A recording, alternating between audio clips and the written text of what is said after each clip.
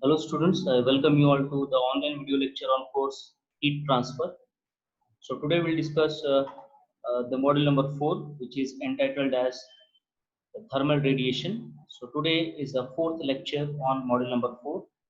So in the today's session, we are going to deal with the two important topics, namely the intensity of radiation and Lambert's cosine law.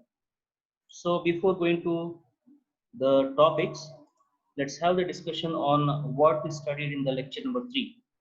So in the yesterday's lecture number 3, we have seen the various laws governing the thermal radiations, like Stephen Boltzmann's law, the Kirchhoff's law, Planck's law, and Wien's displacement law. So those laws are very important from your external examination point of view.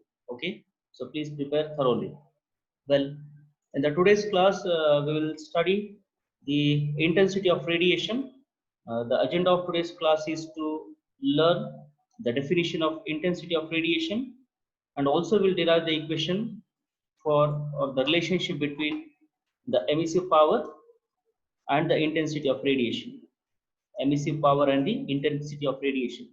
So emissive power is E, and the intensity of radiation is symbolized by capital I. Okay, we'll derive the equation which shows the relationship between the emissive power and the intensity of radiation. So before going to the derivation, let's understand what is the meaning of intensity of radiation. When a surface element emits the radiation, all of it will be intercepted by a hemispherical surface placed over the element. So please try to understand this.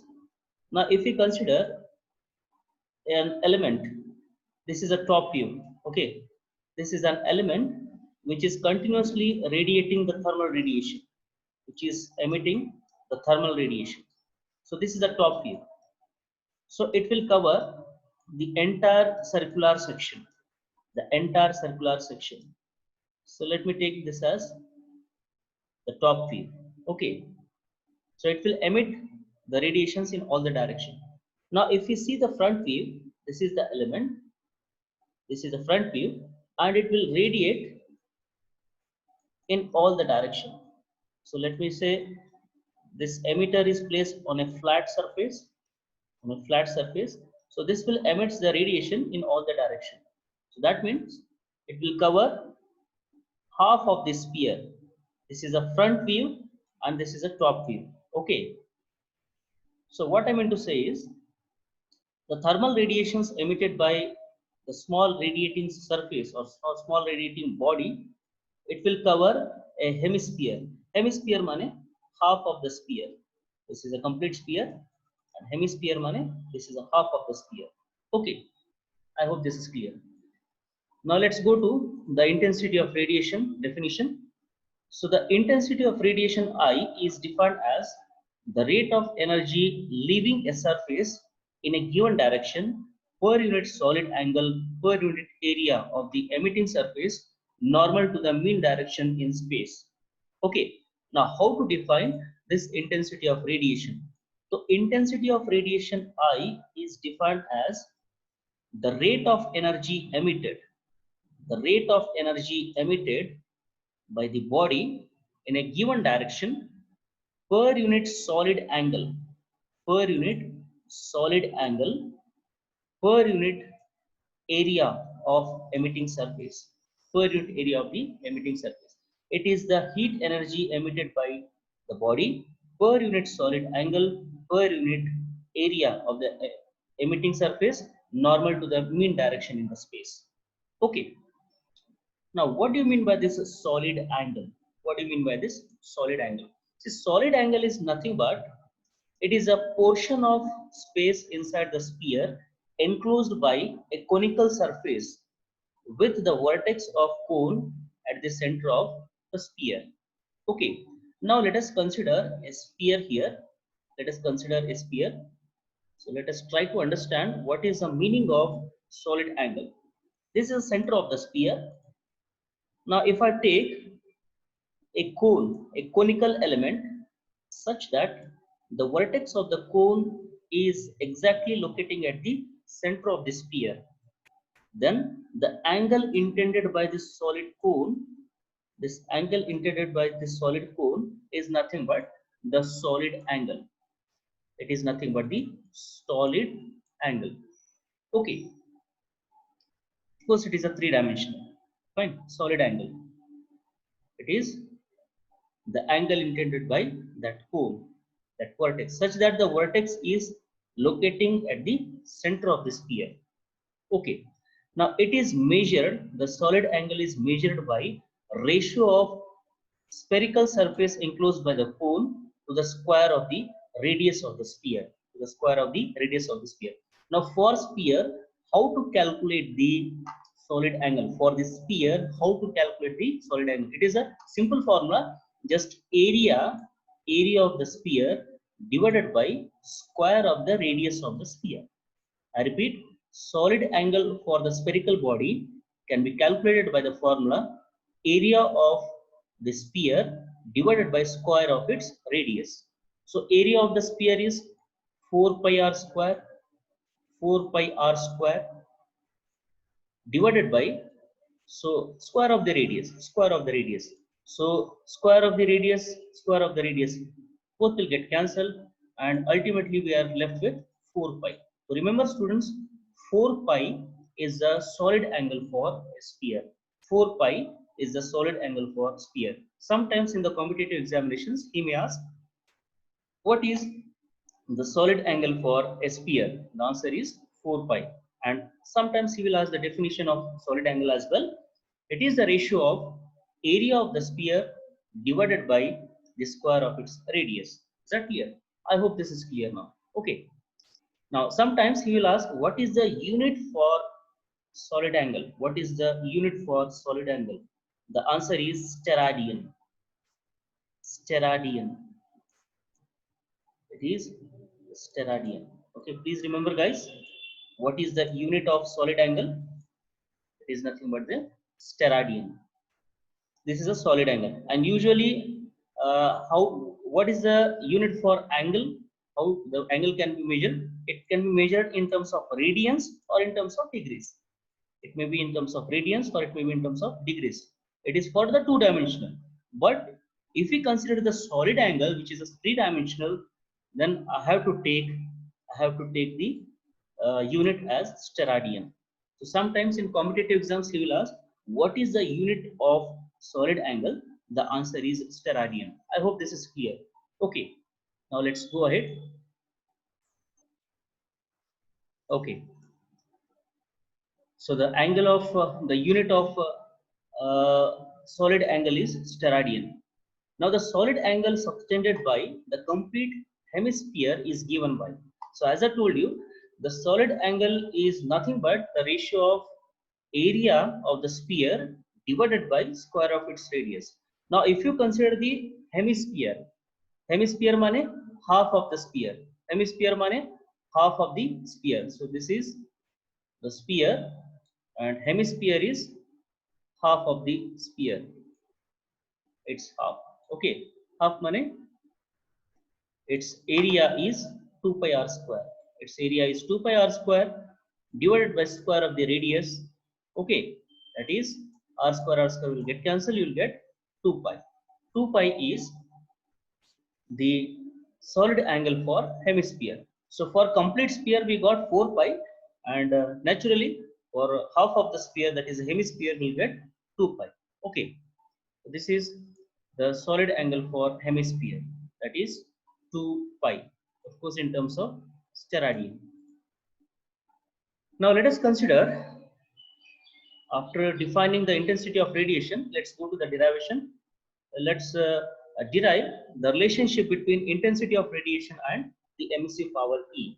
Okay, which is the extremely important question, which is the most frequently asked question in the examination, the university level examination. Okay, so before going to the derivation, let's have this small discussion on figure. This is the element or the black surface which continuously emits the thermal radiation, So let me consider the three-dimensional coordinates. This is the x-axis and this is the y-axis, and this is the z-axis in the Cartesian coordinates. But as we are dealing with the spherical member, so we have to use the spherical coordinates as well. We have to use the spherical coordinates. Fine. Now this is a cone. This is a cone such that the vertex of the cone is exactly locating at the center of the sphere, because if we consider this as the element which continuously emits the thermal radiation, then it will be the hemispherical member. Okay, it will be the hemispherical member. It will cover the complete hemisphere. Okay, so those radiation will cover the complete hemisphere. So for that hemisphere, we are considering a small cone such that the vertex of the cone is exactly locating at the center of the hemisphere. Okay. Now let me consider dA is a small elemental area of this element or the emitter, and this is a direction of emitting the thermal radiations. Now if we consider one axis, this is the axis of cone, this is the axis of cone, such that the axis of the cone is at an angle theta,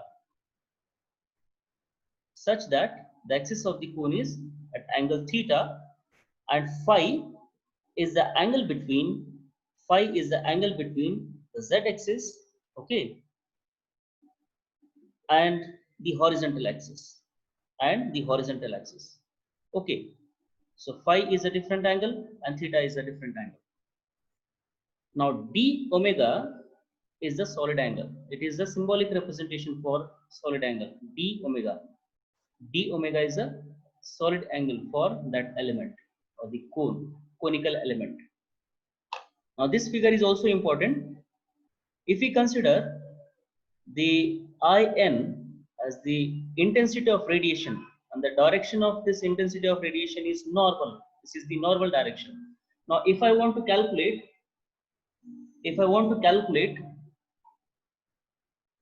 the value of intensity of radiation at angle say some theta, then it will be I theta will be equals to the cos theta times the intensity of normal radiation. Okay, I theta is always equals to cos theta times the intensity of the normal radiation in the normal direction. Intensity of radiation in normal direction. Okay. Now, similarly, let's observe this figure. This will be the main key figure to derive the equation. So let me consider the emitting surface with the elemental area dA. This is the emitter, and this is the receiver. This is the element which is nothing but emitter, and this is the surface which is a receiver. That means whatever the radiations which are emitting from this emitter, that will reach and that will be absorbed by this receiver. Okay, now we are considering 1/4 of the spherical member, 1/4 of the spherical member, such that r is the radius of the sphere, d theta is the angle intended by the conical member in the direction of theta, in the spherical coordinates. Similarly, d phi is the angle intended by this in the direction of phi, Now obviously the r sine theta. So if we consider this as a normal axis, and this is the direction of ray, then obviously this angle is theta, and this angle is 90 degree. So to understand this, we have to observe this one. Okay, this is the normal line or the normal line radiation, and this is the radiation at an angle theta. So if I join these 2 points, then this will become 90 degree. So what will be the length of this line? So I can write this as yes, in into sine theta, in into sine theta. What about the base? This is a base, this is the vertical or opposite, and this is the hypotenuse. Okay, now this will be the in times sine theta, in times sine theta. In similar way, let's follow the same analogy here.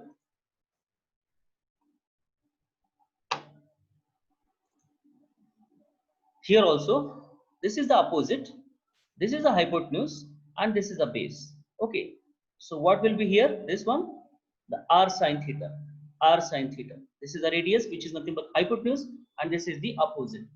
Okay, r times sine theta will be the length of this line. Okay, now how to calculate the area of this? How to calculate the area of this? So dA2 is the area of receiver. dA2 is area of receiver.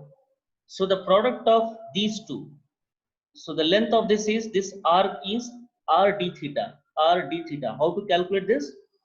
We know the radius, we know the angle, we know the radius, and we know the angle. So the product of these two will give you the arc length.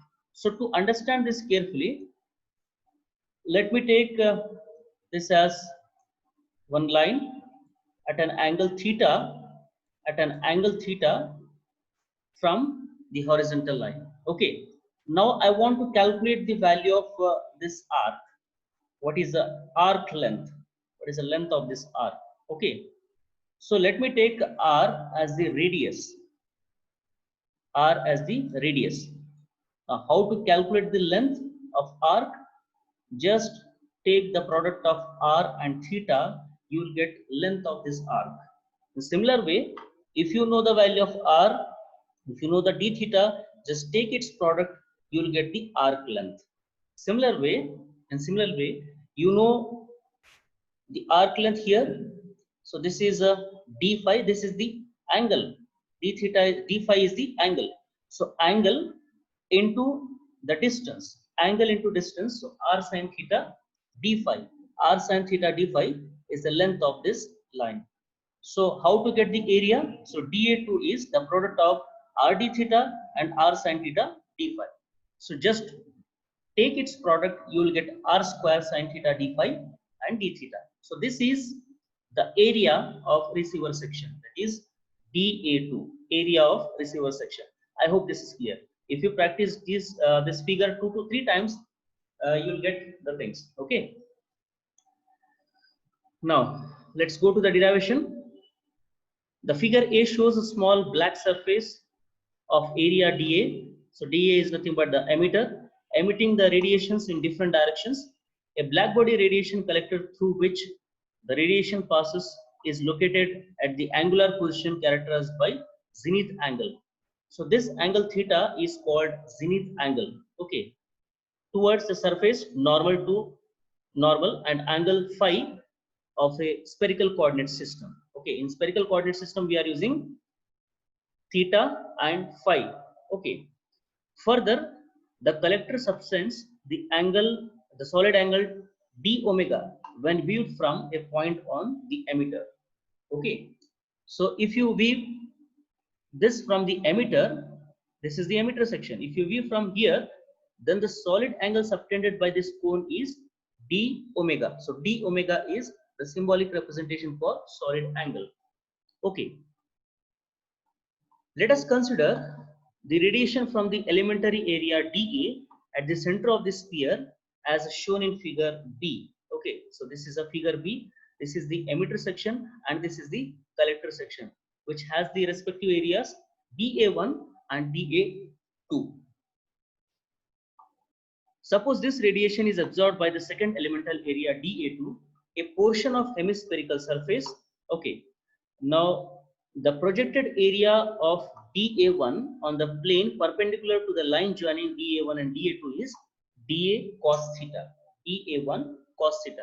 So as I said, if this is the normal axis, if this is a direction of normal ray, then if I want to get the value of the intensity of radiation at an angle theta, from this normal, just multiply this with uh, the- just multiply the intensity of radiation in the normal direction with the cos theta. So you'll get the intensity of radiation value in that direction, in that direction.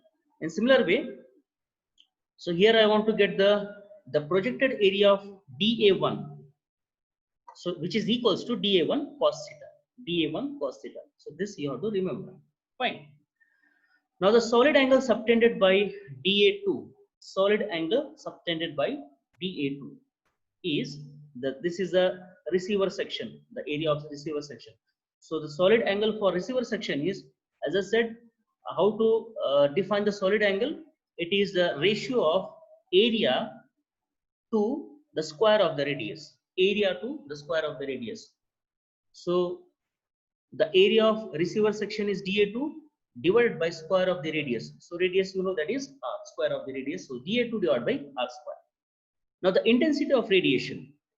So according to the definition of intensity of radiation, just we discussed, the intensity of radiation is nothing but the rate of energy emitted, the rate of energy emitted, that is Q, per unit solid angle, per unit area, per unit solid angle, per unit area. This is the definition for intensity of radiation. Okay. Now intensity of radiation I, intensity of radiation I is equals to dq1 to 2. So this is the portion, or this is the amount of, this is the amount of radiation which is emitting from surface 1 and reaching to surface 2. Q1 to 2, Q1 to 2 represents the direction of heat, or the direction of thermal radiation is from body 1 to body 2. So from the body 1 to body 2. So that's why I have written dq1 to 2, dq1 to 2. Okay, I hope this is clear. Divided by, what is a solid angle? Solid angle is dA2 divided by r square, dA2 divided by r square. Okay, and dA1 cos theta, dA1 cos theta is the area, dA1 cos theta is the area. Okay, so always we have to consider solid angle of the receiver section. This is the receiver section, because we can't calculate the solid angle for dA1, because the angle of that cone is exactly locating at the center of the emitter. So we can't calculate the solid angle for the emitter. Okay, so we have to consider the solid angle for the receiver. So that is dA2 divided by r square, where dq1 to 2 is the rate of radiation heat transfer from dA1 to dA2. dA1 is the area, elemental area for emitter, and dA2 is the elemental area for receiver. Okay, so dA2 is equals to r d theta r sin theta d phi. So already we got the value of dA2. So how to get the value of dA2? Yes. So the product of this arc length and this length, width into arc length. So r sin theta d phi into r d theta will give you area, that is dA2. Area, that is dA2. I hope this is clear. Okay.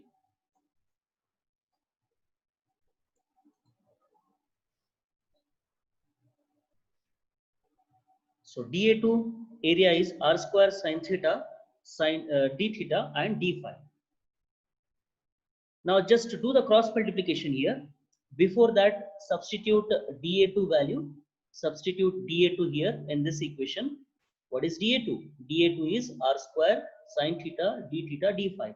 So substitute this in this dA2, then r square will get cancelled. You are left with sin theta d phi. After that, do the cross multiplication. So dq1 to 2, so this dq1 to 2 will be the product of these two. So IdA sin theta cos theta d theta and d phi. Now in order to get the total radiation emitted, we have to integrate this equation with respect to theta as well as with respect to phi, because we have the two variables here. Fine. So theta is also variable and phi is also variable. So we have to use the double integration approach. the double integration approach. But here dA1 and dA2 are the constant one. Okay, it will not vary. As dA1, dA2 are depending on the value of theta. Of course, dA1 remains constant. dA1 remains constant. The emitter section will remain constant, but the receiver section will change because the receiver section depends on the angle theta as well as phi. So these two will become variables now. Okay. Now the total radiation through the hemisphere is given by Q equals to, upon integration we'll get Q equals to IdA as it is.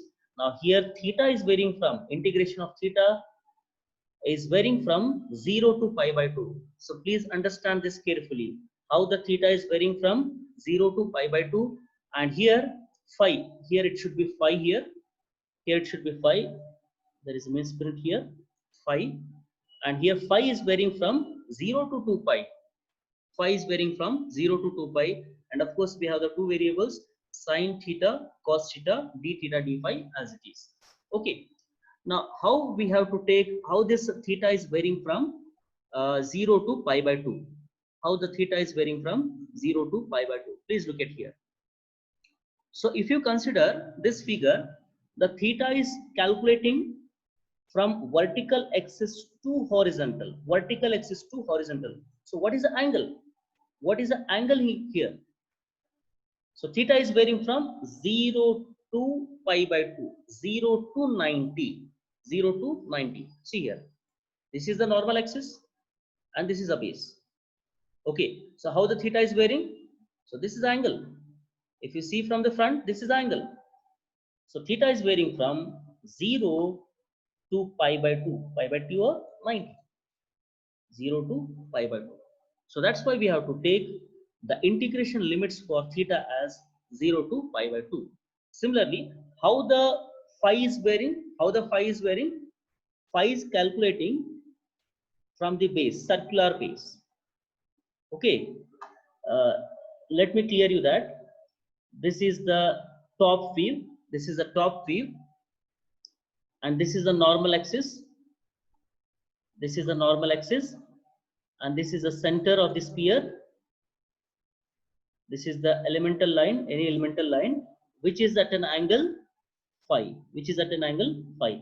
Now, how the phi is varying? This is a top view, okay? How the phi is varying? It is varying from 0 to 360. 0 to 360 degrees. Complete circle you have to take. 0 to 360 degree. So, therefore, I can write the phi is varying from 0 to 360. You can take 360 or you can take 2 pi. You can take 2 pi. This is very important. So I'm repeating again. This is a top view. This is a top view. So the theta, the phi is measuring for the bottom. For the bottom. Yes. So the phi is varying from 0 to 2 pi. That is 360 degrees. I hope this is clear.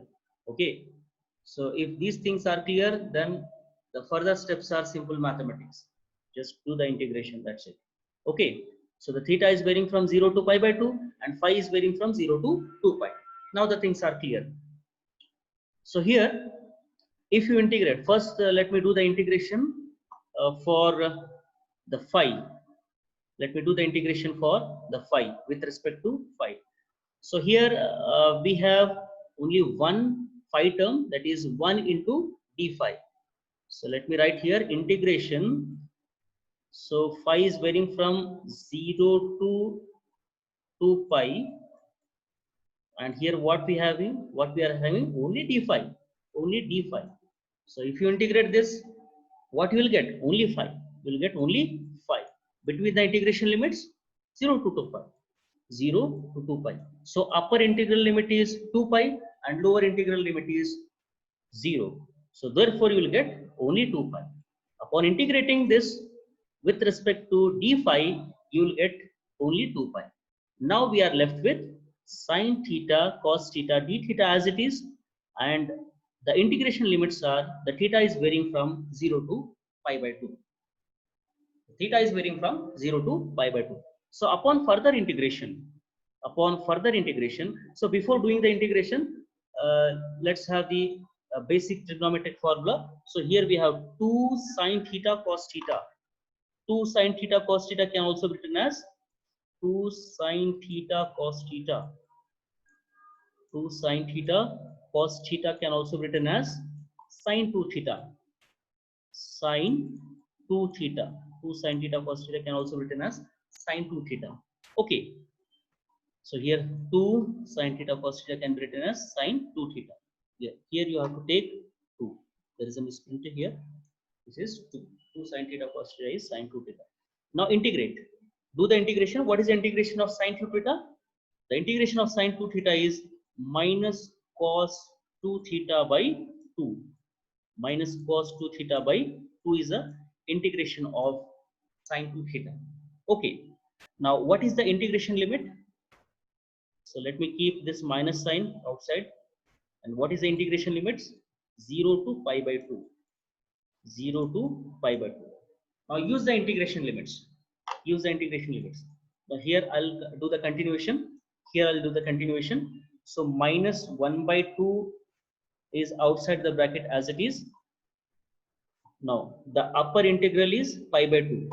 So cos 2 theta is there. So cos 2 pi by 2 is only cos pi. Let me write here cos pi. I hope this is clear. है ना? I hope this is clear. यहाँ पे अगर pi by 2 लिखेंगे and 2 will get cancelled, you will get you will left with the cos phi minus what is the lower limit? 0. So this is cos 0. Cos 0. Cos 0. Okay. So now what is cos pi or cos 180? Cos 180 is minus 1. Cos 180 is minus 1. And what is cos 0? Cos 0 is 1. So minus here as it is. And what is cos 0? Cos 0 is 1. So minus 1, minus 1, minus 2, minus into minus plus. So 2 will get cancelled. 2 will get cancelled. You are left with only 1. You are left with only 1. So upon integration of sine 2 theta with respect to d theta with the integration limits 0 to pi by 2, you will get this as 1. You will get this as 1. So here I have shown the complete the simplification. Okay, we are left with q equals to pi I into di, dA1. Now here a very fundamental formula we have. So how to write the emissive power? Emissive power can also be written as rate of energy emitted with respect to the area. With respect to the area. Okay, the rate of energy emitted per unit area is the emissive power. This we have seen while defining the emissive power or total emissive power. Okay, so if we multiply, okay, so here q equals to, q can also be written as E into, q can be written as E into dAI. Just do the cross multiplication. Now here q equals to E into di. Now what is here q? Already you know q equals to pi I into dA, pi I into dA. So in place of this q, what I can write? In place of this q, I can write E into dAI. So in place of this, I can write E into dA1, E into dA1 equals to the RHS term as it is pi I into dAI, pi I into dA1, pi I into dA1. So dA1 and dA1 will get cancelled, and we are left with, finally we are left with E equals to pi I, E equals to pi I. So this is a final conclusion of this derivation. So sometimes we will ask, obtain the relationship between the emissive power and intensity of radiation. So that means we have to derive the equation E equals to pi into I.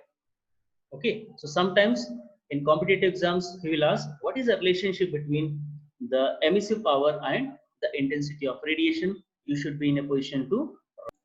So you should be in a position to write this derivation. So the total emissive power of a diffuse surface is equals to pi times its intensity of radiation. Okay, this is a final equation. Now the next topic is Lambert's cosine law. Lambert's cosine law. So just remember, guys, if I want to calculate the value of emissive power at any angle theta from the normal, just you have to take its cos theta times the emissive power in the normal direction, So let's take the statement. The law states that the total emissive power E theta from a radiating plane surface in any direction is directly proportional to cosine of the angle of emission,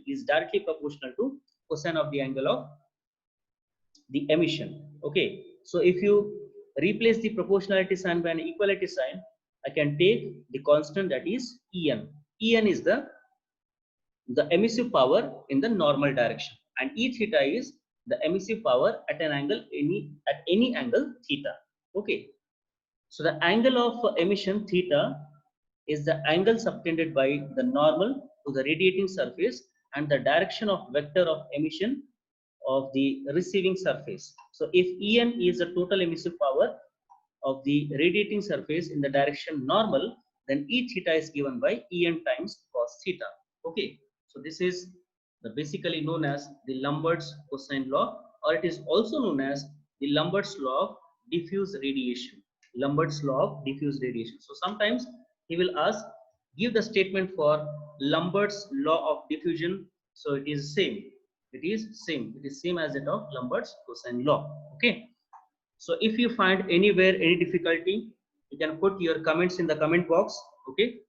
So please don't forget to like my channel, share and subscribe my channel. And please don't forget to press the bell icon so that whenever I post the new video on YouTube, you will get the notification instantly. Okay. So till then, stay safe, stay at home. Thank you and have a nice day.